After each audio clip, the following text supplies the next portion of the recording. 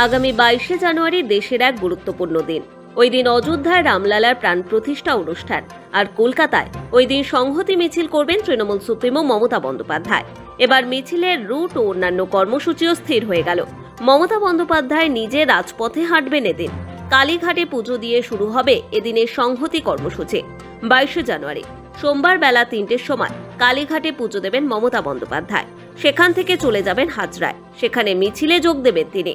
হাজরা থেকেই শুরু হবে সংহতি যাত্রা।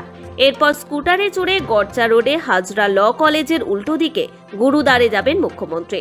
সেখান থেকে পার্ক সার্কাসে পৌঁছে মসজিদে যাবেন তিনি। সামনেই একটি গির্জা রয়েছে, সেখানেও যাবেন মমতা বন্দ্যোপাধ্যায়। মিছিলে সামিল হবেন পুরোহিত ইমাম মুয়াজ্জেমরাও। এরপর পার্ক সার্কাসেই একটি সভা হবে। ওই দিন মন্দির, গুরুদ্বার, গির্জা, মসজিদে প্রার্থনা জানিয়ে সর্বধর্ম সমন্বয়ের বার্তা দেবেন তৃণমূল সুপ্রিমো। যে সভা মঞ্চে মুখ্যমন্ত্রীর সঙ্গে থাকবেন সমস্ত ধর্মগুরুরা।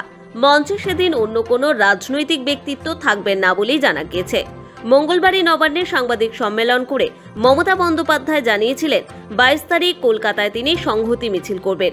এটি দলের কর্মসূচি এবং হাজরা থেকে পার্ক সার্কাস পর্যন্ত মিছিল হবে বলেও উল্লেখ করেছিলেন তিনি।